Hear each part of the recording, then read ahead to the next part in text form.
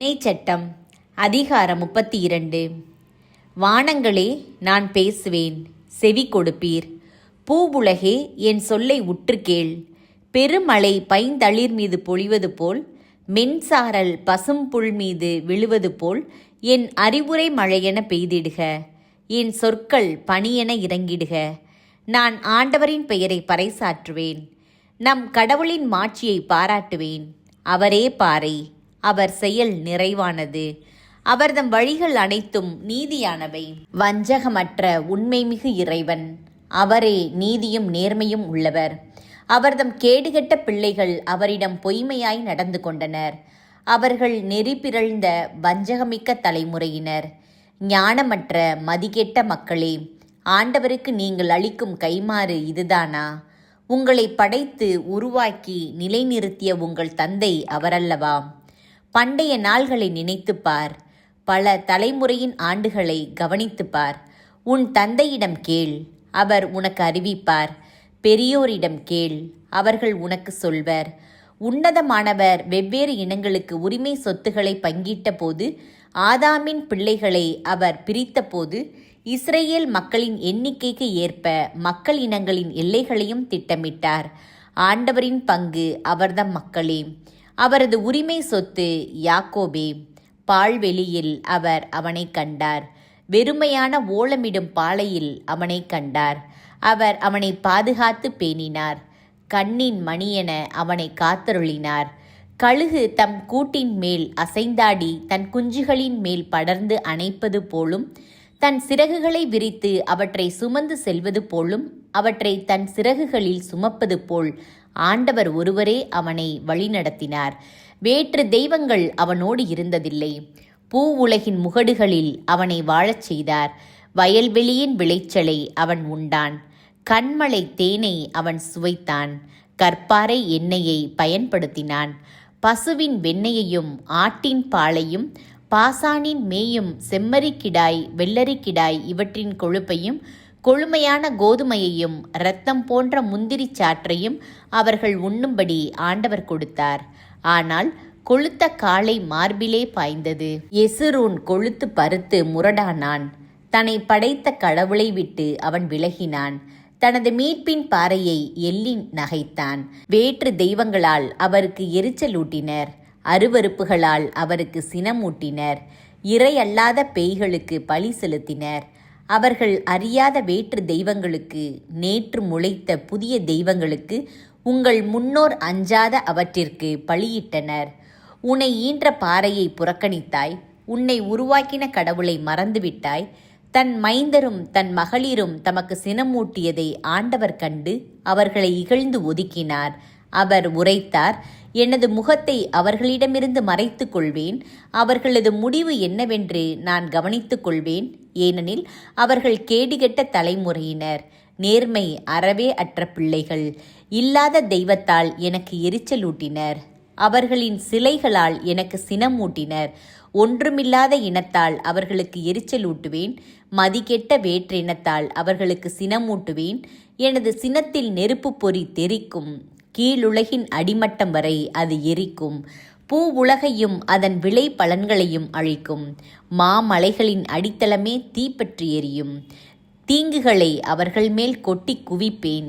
என் அம்புகளை அவர்கள் மேல் எய்து தீர்ப்பேன். பசியினால் அவர்கள் வாடுவர். கொள்ளை நோயால் மாய்வர்.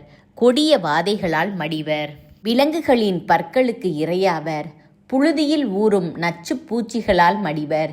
வெளியிலே வாழ், உள்ளே பேரச்சம். இளைஞனும் கன்னி பெண்ணும் பால்குடி மறவா குழந்தையும் முடி நரைத்த கிழவனும் அழிவர். நான் சொன்னேன், அவர்களை எத்திக்கிலும் சிதறடிப்பேன். அவர்களது நினைவு மனிதரிடமிருந்து அற்றுப்போகச் செய்வேன். ஆயினும் எங்கள் கைகள் வலிமையானவை. இதையெல்லாம் ஆண்டவர் செய்யவில்லை என்று அவர்களின் பகைவர் திரித்து பேசுவர் என்பதாலும் பகைவனின் பழி சொல்லுக்கு அஞ்சியும் வாளாவிருந்தேன். அவர்கள் புத்தி கெட்ட மக்கள். அவர்களிடம் விவேகம் சிறிதும் இல்லை. அவர்கள் ஞானமடைந்து இதனை உணர்ந்து தங்களுக்கு நிகழப்போவதை உய்த்துணர்ந்தால் எத்துணை நலம்.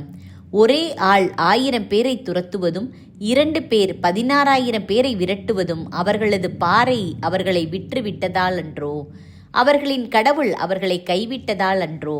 அவர்களது பாறை நமது பாறை போன்றன்று என்று நம்முடைய பகைவர்களே ஏற்றுக்கொள்கின்றனர்.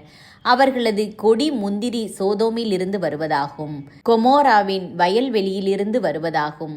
அவர்களது திராட்சைகள் நச்சு திராட்சைகள், அவர்களது திராட்சை கொத்துகள் கசப்பானவை. அவர்களது ரசம் பாம்பின் நச்சு போன்றது, விரியன் பாம்பின் கொடிய நஞ்சு போன்றது. இது என்னிடம் சேமிக்கப்பட்டுள்ளது அன்றோ? என் கருவூலங்களில் முத்திரையிடப்பட்டுள்ளது அன்றோ? பழி வாங்குவதும் கைமாறளிப்பதும் எனக்கு உரியன. உரிய நாளில் அவர்களின் கால்கள் தள்ளாடும். அவர்களது அழிவு நாள் அண்மையில் உள்ளது. அவர்களுக்கு வரப்போகும் கொடுமைகள் தீவிரமாகின்றன. அவர்கள் ஆற்றல் இழந்துவிட்டவர்கள் எனவும் அடிமையோ குடிமகனோ எவனுமில்லை எனவும் காணும்போது ஆண்டவரே அவர் மக்களுக்கு தீர்ப்பிடுவார். அவர் தம் ஊழியர்களுக்காக அவர் மனம் இறங்கிடுவார். அப்பொழுது அவர் உரைப்பார், அவர்களின் தெய்வங்கள் எங்கே? அவர்கள் தஞ்சம் புகுந்த பாறை எங்கே? அவர்கள் பலியிட்டவற்றின் கொழுப்பை உண்டவர்கள் எங்கே? நீர்மப்படையில் ரசத்தை குடித்தவர்கள் எங்கே? அவர்கள் இப்போது முன்வந்து உனக்கு உதவட்டுமே. அவர்கள் உனது புகலிடம் ஆகட்டுமே. நானே இருக்கிறவர், என்னைத் தவிர வேறு தெய்வங்கள் இல்லை என்பதை இப்பொழுது உணர்ந்து கொள்ளுங்கள். கொல்பவரும் நானே, உயிரளிப்பவரும் நானே, காயப்படுத்துபவரும் நானே, குணமாக்குபவரும் நானே. என் கைகளில் இருந்து விடுவிப்பார் எவரும் இரார். ஏனெனில் என் கைகளை வானோக்கி உயர்த்தி என்றும் வாழும் என் மீது ஆணையிட்டு உரைக்கிறேன். மின்னும் என் வாளை நான் தீட்டி நீதி தீர்ப்பை என் கையில் எடுக்கும்போது என் பகைவரை பழிவாங்கி என்னை பகைப்பவருக்கு பதிலடி கொடுப்பேன். கொலையுண்டோர் சிறைப்பட்டோரின் இரத்தத்திலும் நீள்முடி தலைவரின் இரத்தத்திலும் என் அம்புகள் குடிக்கச் செய்வேன். என் வாள் சதையை உண்ணச் செய்வேன். வேற்றினங்களே, ஆண்டவரின் மக்களோடு மகிழுங்கள். அவர்தம் ஊழியரின் இரத்தத்திற்கு பழி வாங்கினார். அவர்தம் பகைவர்களுக்கு பதிலடி கொடுத்தார். தம் மக்களின் நாட்டை கரை நீக்கம் செய்தார். மோசேயும் நூனின் மகனுமான யோசுவாவும் வந்து இந்த பாடலின் வார்த்தைகளை மக்கள் கேட்குமாறு எடுத்துரைத்தார்கள். மோசேயின் இறுதி மொழிகள். இந்த வார்த்தைகளையெல்லாம் இஸ்ரேலுக்கு சொல்லி முடித்த பின் மோசே அவர்களுக்கு சொன்னது, உங்களுக்கு எதிரான சான்றாக நான் இன்று உரைத்த வார்த்தைகள் எல்லாவற்றையும் உங்கள் உள்ளத்தில் இருத்துங்கள். அப்போதுதான் இத்திருச்சட்டத்தின் வார்த்தைகள் அனைத்தையும் கருத்தாய் கடைபிடிக்குமாறு நீங்கள் உங்கள் மக்களுக்கு கட்டளையிடுவீர்கள். இத்திருச்சட்டத்தின் எவ்வார்த்தையும் வீணானதல்ல, அதுவே உங்கள் வாழ்வு. யோர்தானை கடந்து நீங்கள் உடைமையாக்கி கொள்ளப்போகும் மண்ணில் இந்த வார்த்தைகளால் நீங்கள் நெடுநாள் வாழ்வீர்கள். அதே நாளில் ஆண்டவர் மோசேயுடன் பேசியது. மோவாபு நாட்டில் எரிகோவுக்கு எதிரேயுள்ள அபாரிம் மலையில் நெபோ என்னும் மலை மீது ஏறி கானான் நாட்டை பார். உன் மக்கள் இஸ்ரேலுக்கு நான் உடைமையாக கொடுக்கப் போகும் நாடு அதுவே. உன் சகோதரன் ஆரோன் ஓர் என்னும் மலையில் இறந்து உன் மூதாதையருடன் சேர்த்து கொள்ளப்பட்டான். அதுபோல நீ ஏறி செல்லவிருக்கும் மலையில் நீயும் இறந்து உன் இனத்தாருடன் சேர்த்து கொள்ளப்படுவாய். ஏனெனில் சீன் என்னும் பாலை நிலத்தில் மெரிபத்து காதேசு என்னும் நீர் சுனைக்கு அருகில் இஸ்ரேல் மக்கள் முன்னிலையில் எனக்கு துரோகம் செய்தாய். அதனால் இஸ்ரேல் மக்கள் முன்னிலையில் என்னை புனிதப்படுத்தவில்லை. எனினும் உனக்கு முன்பாக உள்ள நாட்டை நீ பார்ப்பாய். அதையே நான் இஸ்ரேல் மக்களுக்கு கொடுக்கப் போகிறேன். நீயோ அதனுள் செல்ல மாட்டாய்.